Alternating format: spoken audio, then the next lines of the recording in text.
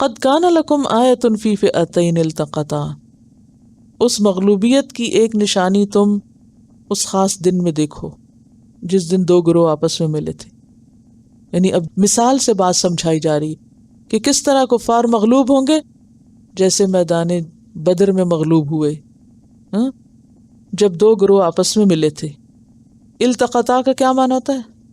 یعنی تیاری کے ساتھ آ ملے. فئتن ایک گروہ، تقاتل فی سبیل اللہ، اللہ کے راستے میں لڑ رہا تھا، وأخری کافرتن دوسرا کافر تھا. یہ نہیں کہا کہ ایک مسلم تھا دوسرا کافر تھا، یہ کیوں نہیں کہا؟ اور یہ کیوں کہا ایک اللہ کے راستے میں لڑ رہا تھا؟ غور کیجئے. یعنی مسلمان ہونا کسی فخر کے اظہار کے لیے نہیں، یہ قومی برتری نہیں ہے، محض مسلمان اور کافر کا کمپیریزن نہیں کیا جا رہا، اصل نیت کے اوپر اٹھایا جائے گا انسان. انما یبعث الناس علی نیاتہم، لوگ اپنی نیتوں پہ اٹھائے جائیں گے. یعنی محض مسلمان ہونا کافی نہیں، بلکہ فی سبیل اللہ کی شرط لازم ہے، کوئی بھی کام ہو اللہ کی خاطر ہو. وأخری کافرتن اور دوسرا کافر گروہ تھا، یرونہم مثلیہم وہ ان کو دیکھ رہے تھے اپنے سے دگنا. اب اس میں کئی تفسیریں کی کہ کون کس کو دیکھ رہا تھا، لیکن بات یہ ہے کہ اللہ تعالیٰ نے کسی ایک کو واضح نہیں کیا. اگر ہم پہلا معنی یوں کریں، یرونا سے مراد مسلمان دیکھ رہے تھے، ہم ان کو، کن کو؟ دوسرے گروہ یعنی کافروں کو. کتنا دیکھ رہے تھے؟ مثلیہم اپنے سے دگنا. یہ 313 کے مقابلے میں 626 نظر آ رہے تھے. اور اس دیکھنے میں کیا تھا؟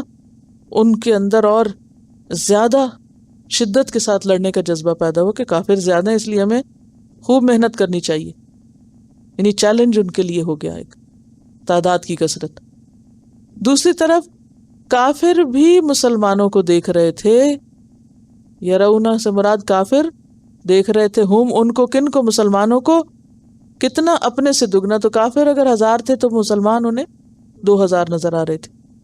اور اس طرح کیا ہوا کہ مسلمان بھی جم کے لڑے اور کافر بزدل ہو گئے، پریشان ہوئے کہ ہم تو مقابلہ نہیں کر سکتے کیونکہ ان کی تعداد بہت ہے. رأی العین، یہ دیکھنا تخیل میں دیکھنا نہیں تھا، خیالات میں دیکھنا نہیں تھا. یہ کیسا دیکھنا تھا؟ آنکھوں سے دیکھنا. بالکل واقعی ان کو ایسا نظر آ رہا تھا. آپ کو معلوم ہے کہ جنگ بدر میں فرشتے اترے تھے. واللہ یؤید بنصرہ، اور اللہ اپنی مدد کے ساتھ تائید کرتا ہے من یشاء، جس کی وہ چاہتا ہے، جس کو چاہے وہ مدد پہنچائے. ان فی ذالک، بے شک اس میں، لعبرتن، البتہ عبرت ہے، بڑا سبق ہے. یعنی اس سے ایک بہت بڑی حقیقت پتہ چلتی ہے. کس بات کی حقیقت یا کس کے لیے عبرت؟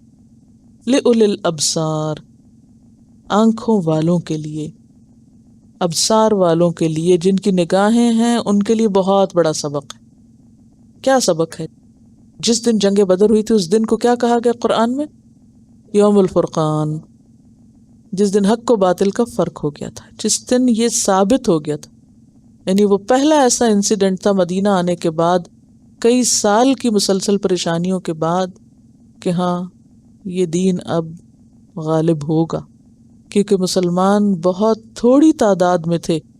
اگر آپ نمبرز پہ جائیں تو تعداد صرف 313 تھی، جن میں سے 70 تو مہاجر تھے، 260 انصار تھے، 70 اونٹ تھے، 2 گھوڑے تھے، 6 زرہیں تھیں، صرف 8 تلواریں.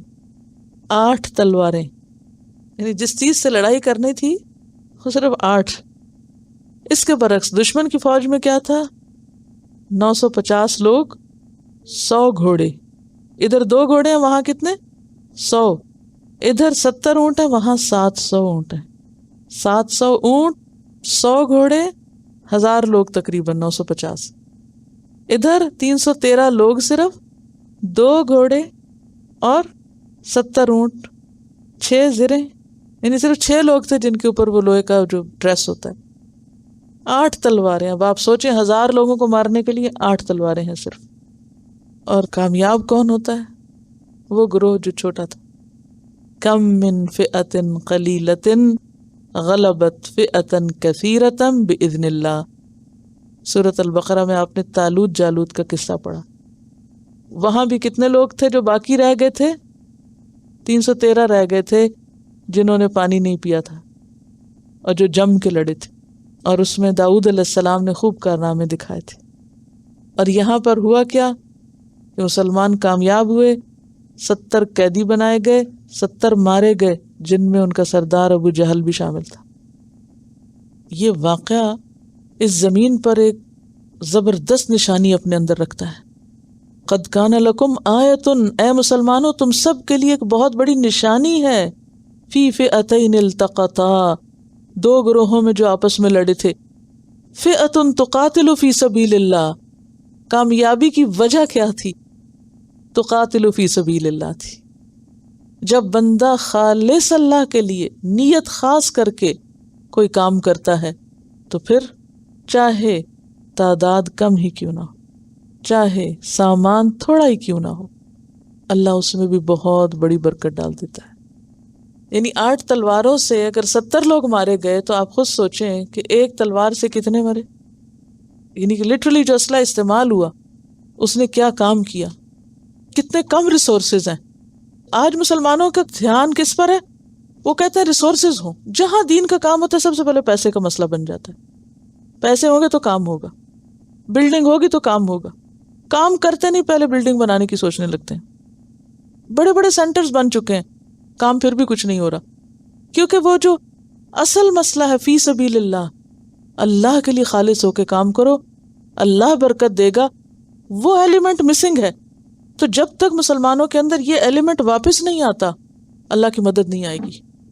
اللہ کی مدد آتی ہے اس وقت جب کام فی سبیل اللہ ہوتا ہے، ہر غرض سے بالا ہو کے، ہر لالچ اور ہر مقصد سے اوپر اٹھ کے، صرف اور صرف اللہ کے لیے۔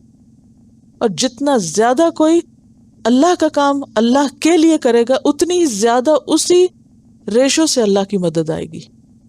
یہ بہت بڑا سبق ہے اس میں لِأُولِي الْأَبْصَارِ، ان لوگوں کے لیے جن کے پاس آنکھیں ہیں، جو دیکھ سکتے ہیں۔ اس کے لیے آپ کو ہوم ورک دے رہی ہوں۔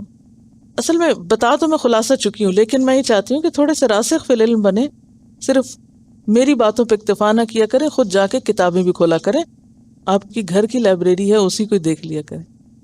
جیسے یونیورسٹی میں آپ کے بچے پڑھتے ہیں، ان کو پروجیکٹس ملتے ہیں، راتیں ان کی لگ جاتی ہیں اس میں، آپ کو ایسا تو کوئی کام نہیں ملا، پھر بھی آپ کہتے ہیں آپ کا کام بہت ہے۔ بہرحال یہ آپ کے پاس کتاب ہوگی تجلیات نبوت، ہے نا، سب کے پاس کتاب۔ تو یہ درخواست ہے کہ آپ غزوہ بدر اس کو پڑھ لیجئے، اور اس میں آپ دیکھیں گے کہ یہ بہت وضاحت کے ساتھ لکھا ہوا ہے۔ اور یہاں آپ دیکھیں کہ ابتدائی یہاں سے ہو رہی ہے کہ یہ قریش اور مسلمانوں کے درمیان پہلا فیصلہ کن معرکہ ہے، اور اس کے پیچھے اس کے سارے اسباب لکھے ہوئے ہیں، اور پھر اس میں ڈیٹیلز بھی لکھی ہوئی ہیں۔ اور آگے اسی صورت میں آپ جنگ احد کے اوپر بھی بات آئے گی، وہاں ناکامی ہوئی ہے، اور ایک ہی صورت میں دونوں چیزیں سامنے رکھ کے بتا دیا گیا کب کامیابی آئے گی، کب ناکام ہوگی۔ اور ہمارے لیے آج کے اس دور میں سیکھنے کے بہت سے سبق ہیں اس صورت میں۔ امت وسط کی حیثیت سے آج ہم کیوں نہیں کامیاب، اس کی وجہ کیا ہے کہ حالات جنگ بدر جیسے نہیں، احد جیسے ہیں۔ تو انشاءاللہ وہ آگے پڑھیں گے تو پھر۔ اور اس میں مزید جو ڈیٹیلز ہیں وہ شبلی نعمانی کی کتاب سیرت نبوی جو ہے اس میں بہت اچھی ڈیٹیلز پائی جاتی ہیں، لیکن وہ کتاب جس کے گھر میں ہو وہ پڑھ لے، شبلی نعمانی کی سیرت نبی۔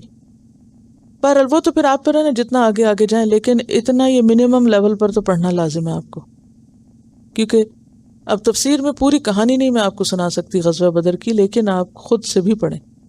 واللہ یؤید بنصرہ من یشاء، اللہ اپنی نصر، اپنی مدد کے ساتھ جس کی چاہتا ہے تائید کرتا ہے، جس کو چاہتا ہے اپنی مدد پہنچاتا ہے۔ ان فی ذلک لعبرہ، اس بات میں بہت بڑا سبق ہے۔ آج ہم مسلمانوں کی اگر مدد نہیں ہو رہی تو ہم سب کے لیے ایک بہت بڑا سبق ہے کہ مدد کیوں نہیں ہو رہی، کمی کس میں ہے۔ ہم ہمیشہ دوسروں کو بلیم کرتے رہتے ہیں، فلاں کی سازش ہے، فلاں ہمارے ساتھ یہ زیادتی کر رہا ہے، لیکن قرآن کیا بتا رہا ہے؟ خود اپنا احتساب کرو۔ اگر خدا تمہاری مدد بدر میں کر سکتا ہے، آج بھی کر سکتا ہے۔ وہ اسی لیے اقبال کا شعر ہے نا، فضائے بدر پیدا کر، فرشتے تیری نصرت کو اتر سکتے ہیں گردوں سے، قطار اندر قطار اب بھی۔ اللہ اب بھی فرشتے بھیج سکتا ہے، لیکن تم بھی تو ایسا حوصلہ پیدا کرو جیسا بدر والوں میں تھا کہ ان میں سے کوئی بھی ایک پیچھے نہیں رہا. انشاءاللہ جب آپ ڈیٹیل